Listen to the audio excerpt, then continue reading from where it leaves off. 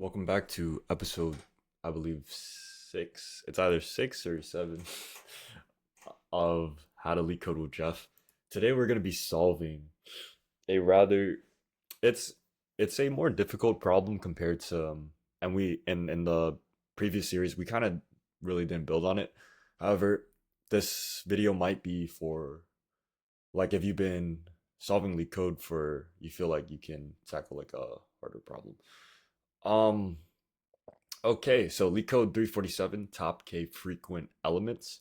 And we're going to be first explaining the problem slowly and carefully, um, and talking about like the different time and space complexity and all of that. What this problem essentially wants you to do is find the top K elements that are the most frequent. So in this example, one occurs 3 times. Um, One occurs 3 times, two occurs 2 times, and three occurs 3 times. And we would want to essentially return one. The reason why the output is 1 and 2 is because these are the first two that appear. So one appears is the most frequent element, and then the number two is the one that follows after that. And if k was equal to 3 in this case, um, 3 would just be included as well.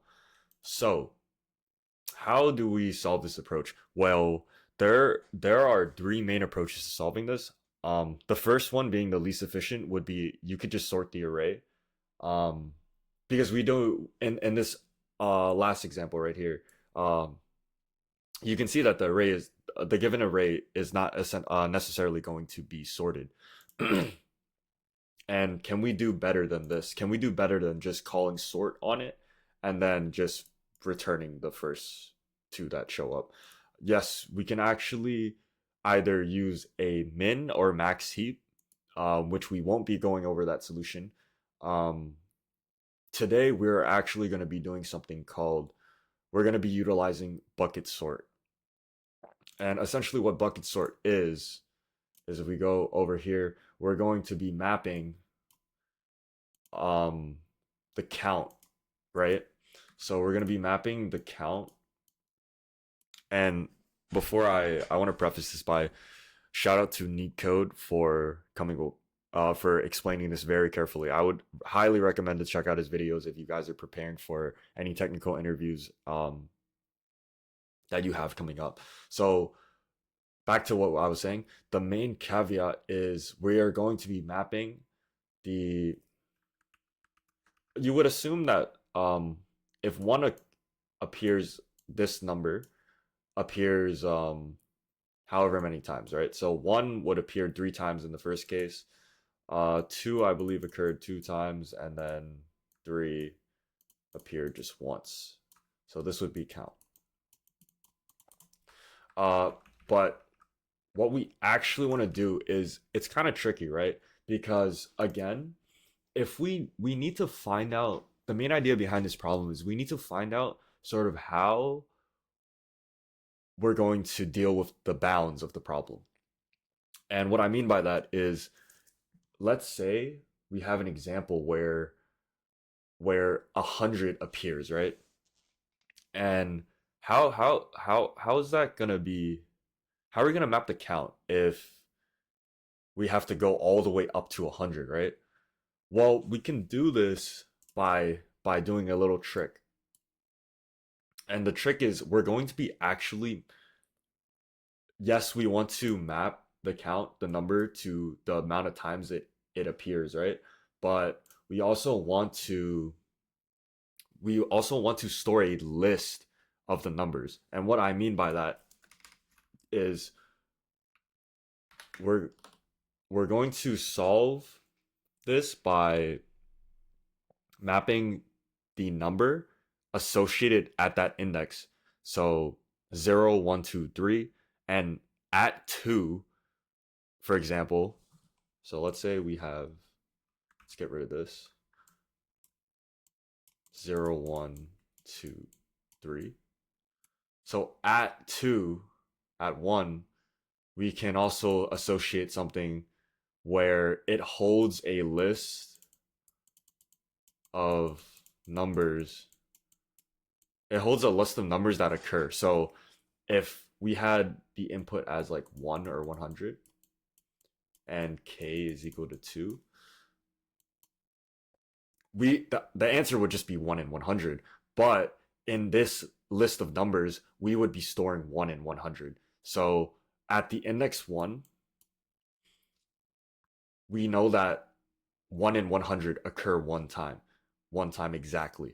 And why is this good? This is good because since we do not know which possible values, it could, like 1000 could go up into the list. So how can we find a way to place that into our count and map that 1000 appears one time, right? So we can use this by tricking the not tricking, rather leveraging the length of the array. So if we know that the length of our array, what is the length of this?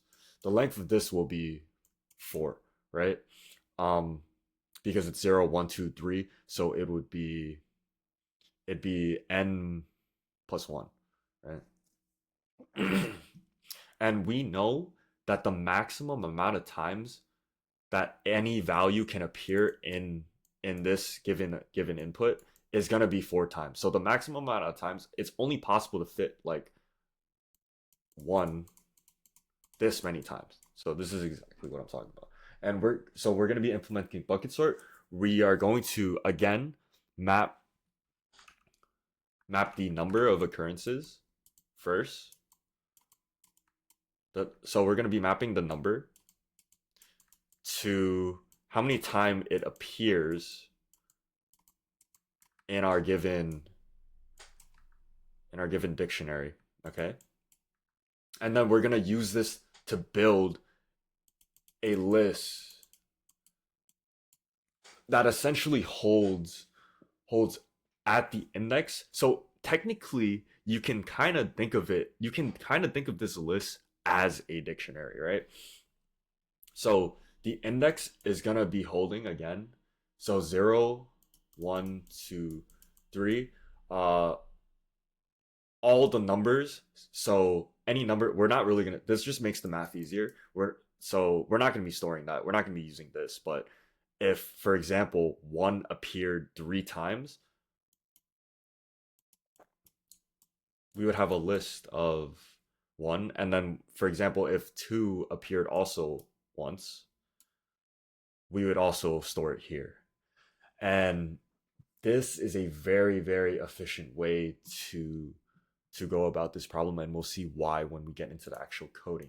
So assuming that whoever is watching this has a good understanding, this problem is going to test your understanding of lists and dictionaries and range and basic Python functions. So we kind of combine all of what we know, these tools and these concrete foundational concepts to tackle this problem. So with that being said, let's jump into the coding. We want to initialize our count as a dictionary, right? And this is going to map the number to the amount of time it appears, so also known as the occurrences. We're also going to have frequency, which is going to be, I'll just write out this piece of code here and this preface, this is the LeetCode solution. I'm pretty sure most videos, opt for the bucket sort approach. Frequent for I in range of the length of nums plus 1. And why are we doing plus 1? We're doing plus 1 because, for example, if the length of the list, since it's 0 index, we have to account that it starts for 0. So plus 1. And this should be good so far.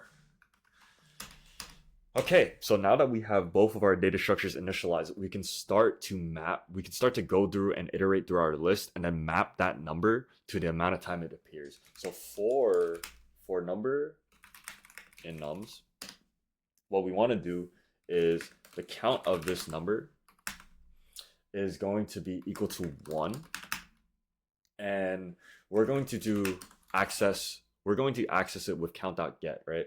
So in our dictionary, since we are mapping again the number to the amount of time it appears, if it doesn't appear,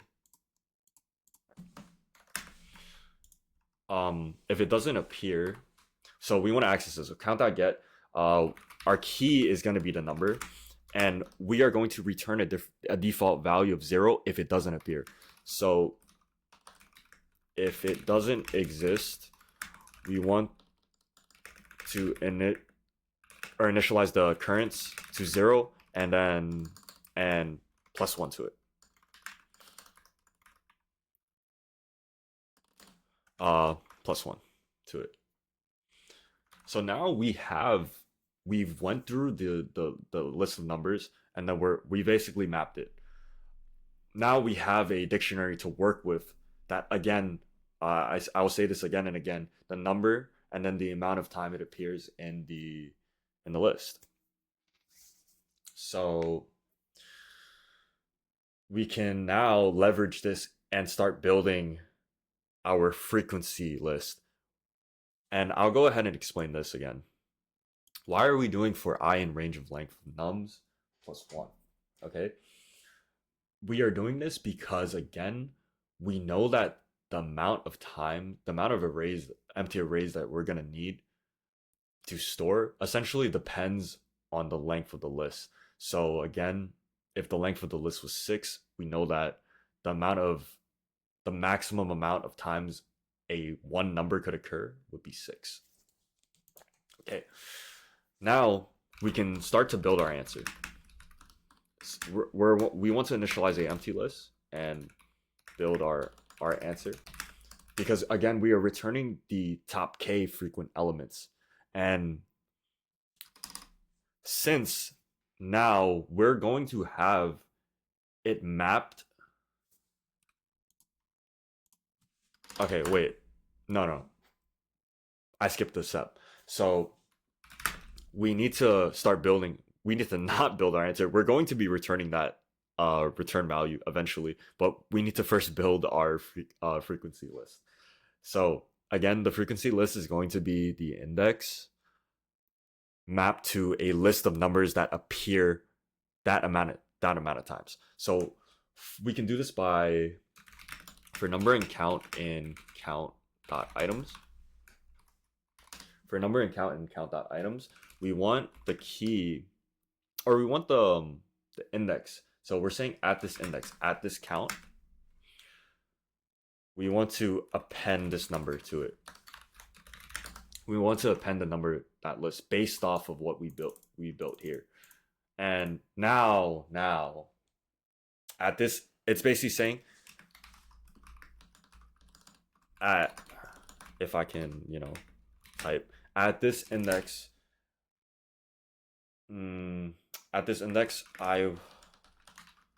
I want to append the number that occurs this amount of times. And then we can build our answer. So we are going to be starting, since the top k frequent elements. If it was the minimum elements, try saying that 3 times as fast.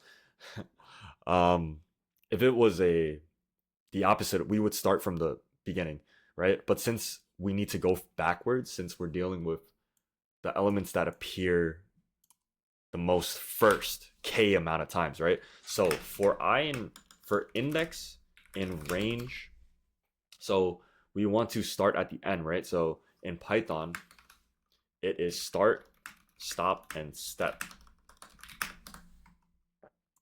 So in the length, we want to start at the length. We want to start at the length of the frequency, -1. We're doing -1. Again, this is kind of these like little like off by 1 errors are kind of tricky, but we have to deal with them because the length of the list, let's say, again, it would be 0. If we have 6 elements, if we have 0 through 6, that's actually 7 because it's 0 index, so we have to count for the 0. We want to stop at 0. or if we don't find the amount of k, like amount of if it doesn't match the length of k yet, we want to keep going up until 0 until like we reach k, right? So for index and range of length 0, we want to now decrement. So we can do this by decreasing a step, which is using essentially -1. Okay, so for the number, now we're at the index that we want, and we want to access the list. So how can we do that? We can do for number in the frequency, no, the number in the frequency of that index. So we're using the index again as the key. So now what this is doing is we are accessing the number,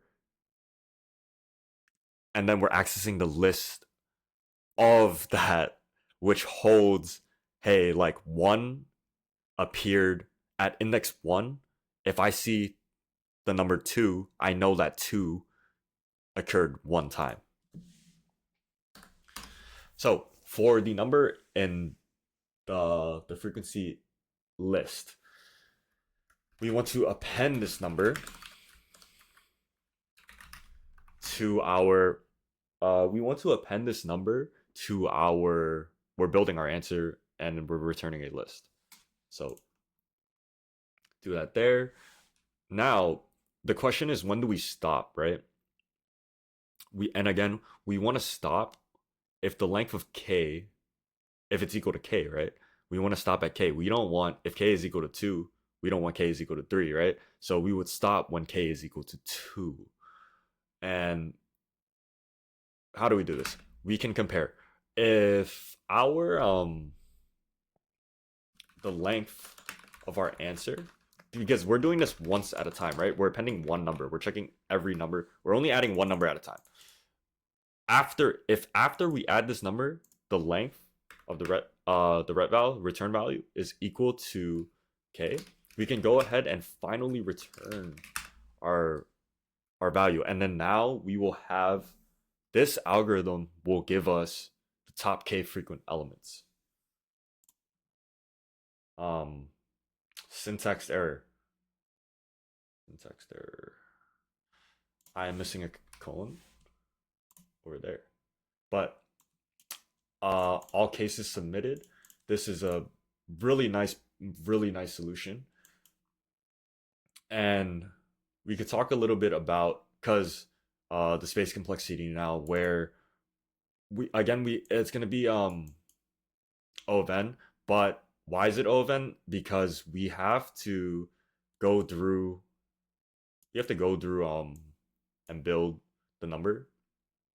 So it would be the length of the list, and then we would also have to go through and use, we're using a dictionary, and then we're also using a frequency list here, right?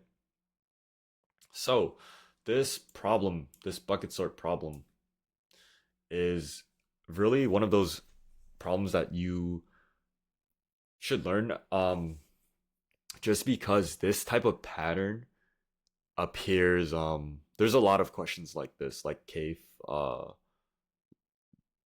whatever element. But yeah, this was a bit of a longer video, but that is showing you my thought process and how I tackle these problems, and making sure, because sometimes when maybe you're looking at a solution, you just look at the piece of code and then you're like, okay, what does this do again? And it starts to get confusing when you nested data structures. But you guys get what I mean. Okay, that's how you solve LeetCode 347 top k frequent elements. I will see you guys in the next one. Peace.